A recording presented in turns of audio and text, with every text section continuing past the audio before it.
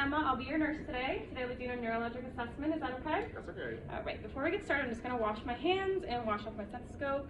And can you just confirm your name and date of birth for me? Yes, 11/25/1988. My name is Jackson Foley. Perfect. And Jackson, do you have any allergies I should be aware of? No allergies. No allergies. And do you have any pain right now? No pain No today. pain? Okay. And do you know where you are, Jackson? Yes, I'm at MCPHS University. Okay. Do you know who the president is? Yes, the president currently is Biden. Okay, perfect. So patient is alert and oriented ×3. So now we'll go ahead and get started. I'm not going to do check for his musculoskeletal today because we did that in his last exam and his range of motion was full. So the first thing that we're going to do is I am just going to assess your sensory function. So I'm going to start with the spinal foundry tract. So I am going to use this sharp paper clip and this dull piece of paper. So I'm going to have you close your eyes and I'm just going to gently tap you and you let me know what you feel. Sharp, dull, sharp, dull, sharp, dull, dull, sharp. And I would do this bilaterally, but for the purposes of this assessment, I'm not going to do that. So patient was able to identify sharp versus dull, so that is intact. So next we're going to do is check for the vibration using the posterior column tract. So here, I'm just going to create a vibration, tap his fingernail bed, and he would tell me if he felt the vibration or not. Okay, moving forward, we're going to go on to the kinesthesia test. So I am just going to hold his fingers here, holding the sides of his fingers, and I'm just going to lift your finger up and down, and you let me know what direction you feel it going. Up, down, up, down. Perfect. Okay, and then the next thing that we're going to do is do the sterognosis test. So I'm just going to have you close your eyes or keep them closed. I'm just going to place an object in each hand and you let me know what object you feel there. That's a key, that's a pen. Perfect. Okay.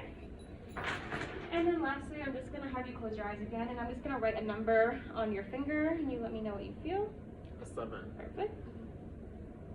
0. Okay, great. So patient is fully intact for the sensory function. He was able to identify pass all those tests. So the next thing that we're going to do is assess your finger to nose coordination. Okay. Well, we're assessing the cerebral function. Yes. So I'm going to have you put your finger on your nose and go ahead and assess your finger. Perfect. And the next thing I'm going to have you do is kind of like patty cake and just go as fast as you can. Perfect. Okay. And then finally for the cerebral function, I'm just going to have you lift your foot like this, going up your leg all the way up to your knee. Perfect. Excellent. Perfect.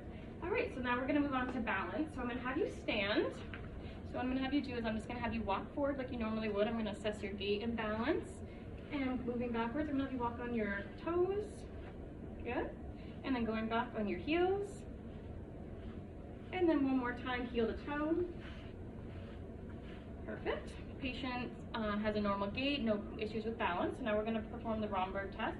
So I'm just going to have you stand with your eyes closed for 60 seconds and to assess your balance. 60 seconds has passed. Patient exhibits no issues with his balance, no shakiness noted. All right, and then I'm going to have you sit back down on the table. So the next thing we're going to do is assess your DTRs. So the first thing I'm going to do is I'm going to assess your bicep,